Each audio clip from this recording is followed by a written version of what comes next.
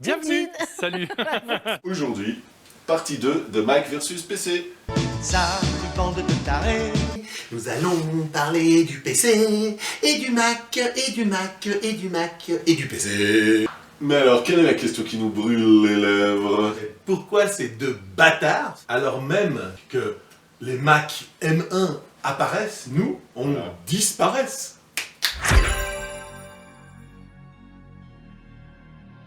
M1, Comme M1 Formula One. Pro, M1 Max, que tous les Mac addicts ils disent que c'est trop génial. Que c'est une revolution. Il faut tout racheter. Ceci est une révolution.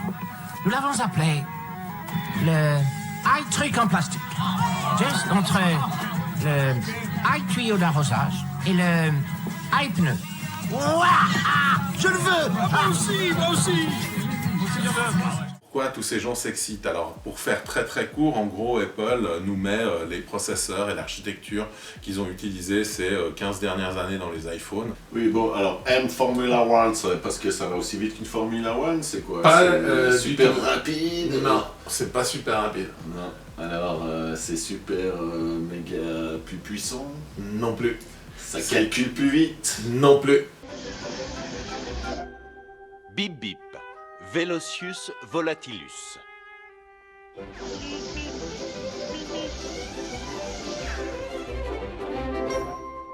Coyote, Caninus stupidus. C'est super efficace énergétiquement parlant. C'est-à-dire que tu fais les mêmes calculs, mais ça bouffe beaucoup moins d'électricité pour le faire. Ce M1, c'est vraiment un processeur relativement petit. Le M1, il est gravé en 5 nanomètres, si ma mémoire est bonne aussi, donc c'est vraiment une finesse de gravure très petite. C'est relativement puissant pour ce que c'est. M1 Pro, c'est la même architecture, mais qui a été développée. Donc plus de cœur, plus de ci, plus de ça. Ça va plus vite, c'est mieux. Le M1 Max, c'est le M1 Pro dont on a doublé le nombre d'unités de calcul à l'intérieur du même processeur. Et maintenant, le M1 Ultra qui vient de débarquer. Ultra puissant. En fait, deux M1 Max qui ont été assemblés côte à côte avec une espèce de pont de communication ultra rapide à 2,5 térasecondes. Donc là, effectivement, c'est vraiment ultra balèze. Ça, c'est la différence entre M1, M1 Pro, M1 Max et M1 Ultra. Pour finir avec ce chapitre Macintosh, les conclusions, c'est que C'est super, c'est super, mais c'est super. c'est une révolution. Fermé. Pourquoi c'est super fermé? Parce que effectivement les performances sont là. C'est vachement plus économe en électricité qu'un processeur Intel. C'est puissant. On peut l'utiliser dans un ordinateur portable en ayant une durée de batterie vraiment impressionnante. Par contre, il y a un prix à payer pour ça.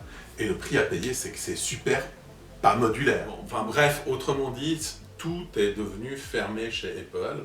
Une porte blindée tous les 10 mètres, celle-ci pèse 7 tonnes et elle résiste aux explosions nucléaires. On va appeler un chat un chat. Chez Apple, c'est l'obsolescence programmée. On peut dire que non, enfin certains diront que non, mais moi j'estime que oui, il y a de l'obsolescence programmée qui vise clairement à faire retourner le client à la caisse de manière régulière pour changer son iPhone, pour changer son Mac, pour changer son Apple Watch, pour changer ses écouteurs, son truc, son machin. Parfois c'est juste parce qu'il y a une nouvelle fonction qui a été activée dans un OS qui prend en charge que les derniers devices iBidule. Parfois c'est parce que vos iBidule ou votre Mac ne prend plus en charge le dernier système d'exploitation et votre logiciel que vous utilisez tout le temps, il a besoin du dernier système d'exploitation. Ceci est une révolution. Il faut tout racheter. C'est dingue, quelle créativité. Donc en fait c'est une espèce de course de course en avant comme ça, de fuite en avant chez Apple qui demande à ce qu'on soit tout le temps à jour et tout le temps à racheter, etc. Et donc en fait il y a vraiment un abandon des anciennes configurations au bénéfice de ce qu'il y a de plus récent. Et souvent c'est très dépensier et moi ça va à l'encontre de ma prise de conscience, on va dire, écologique. How dare you! Donc c'est pour ça que nous, on préfère l'ouverture. De toute façon, même si c'était une révolution avec ces nouveaux processeurs, Apple, en fait la philosophie n'allait pas changer, ils n'allaient pas tout à coup dire « Ah, on fait des nouveaux processeurs, mais on va vous donner le choix de la RAM, du disque dur, et puis peut-être encore le prix serait moins cher. » Alors sur Intel, non sur PC, alors sur PC, Ouais, il y a du Intel et il y a de l'AMD. et il y a de l'AMD. Ouais. Quelles sont les différences et pourquoi, enfin, qu'est-ce qui se rapproche le plus si on voulait arriver à l'équivalence du M1? On est dans une période de transition et en fait, Transition. effectivement, il y a Intel et il y a AMD. Il faut savoir aussi que Nvidia compte faire des processeurs. Ils font déjà Il y a les cartes graphiques. Exactement, ils font déjà des processeurs pour l'intelligence artificielle et pour des serveurs.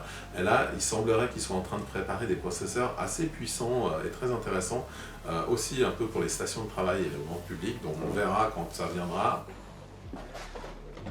Ladies and gentlemen.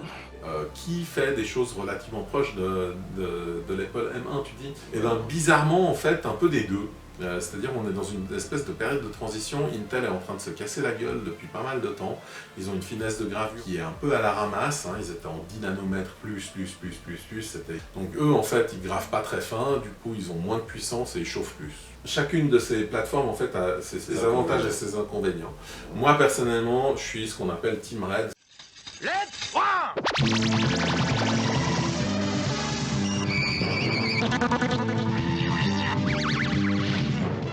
En gros, l'idée d'AMD, c'est plus de cœurs, plus petits, qui vont peut-être un peu moins vite, mais comme il y en a plus, ça parallélise un petit peu les calculs et du coup, c'est relativement puissant.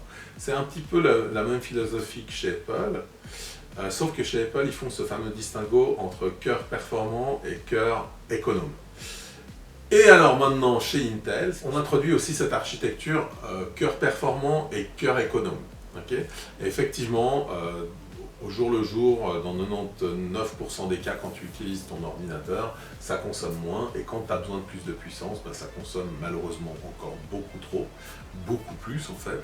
Pour essayer de rattraper les performances d'AMD, en fait, ils font vraiment chauffer le moulin là. Meurs, pourriture communiste. Donc, et chez AMD, Chez AMD, c'est mieux. C'est mieux, avec leur architecture Ryzen en fait. Ils ont réussi à faire quelque chose de relativement pérenne, donc ça fait plusieurs années qu'il y a les mêmes sockets, donc on n'est pas obligé de changer de carte mère à chaque fois que tu changes de version de processeur. Et ils ont une feuille de route super solide depuis quelques années, donc vraiment sur cette architecture Ryzen, ils y sont allés fort, ils ont enfoncé le clou, et chaque année, ils en rajoutent une couche qui fait que Intel, à mon sens, est de plus en plus largué, même si maintenant, là, j'ai l'impression qu'ils sont un peu sonnés les cloches et qu'ils se sont dit qu'il fallait qu'ils fassent quelque chose parce qu'ils allaient vraiment finir par perdre la guerre. Je suis résolu à ne pas tolérer l'infiltration communiste, la propagande communiste, la subversion communiste, l'intoxication et le complot communiste, qui sapent et qui putréfient tous nos plus précieux fluides corporels.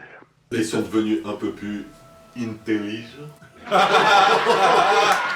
Okay. Ouais, en tout cas, c'est l'état des lieux.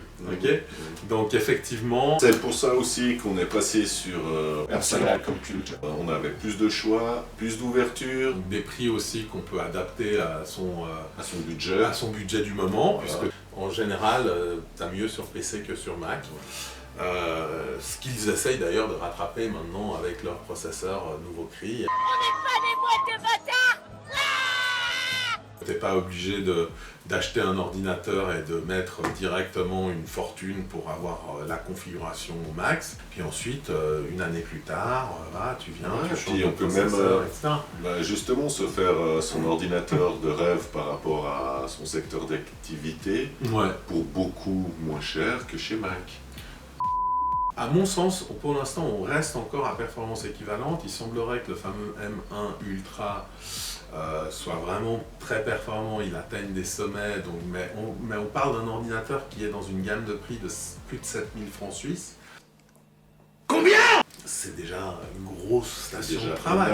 Je veux dire, on peut se monter une grosse station de travail en Threadripper pour à peu près le même prix qui sera aussi puissante, voire peut-être plus, à voir les tests qui vont être faits sur Internet, mais en tout cas, on arrive à quelque chose d'aussi puissant, et surtout, on reste quand même beaucoup plus modulaire. Je veux dire, le Mac Studio, c'est une brique, tu peux l'ouvrir pour mettre un coup d'aspirateur dedans. Attention les yeux, vous rêviez d'un aspirateur aussi petit que puissant, tout cela à un prix défiant toute concurrence. Mais c'est tout, tu changes rien. Ouais. Ça restera un bel objet décoratif dans notre salon. Donc, les goûts et les couleurs. Ouais, au niveau matériel, je préfère 1000 fois le PC au Mac. Justement parce qu'il y a cette ouverture, je peux m'adapter ma machine, acheter des pièces au fur et à mesure, mettre plus de RAM, changer les disques durs. Et puis effectivement, en tant que professionnel, il y a cet aspect évolutivité, etc. Et puis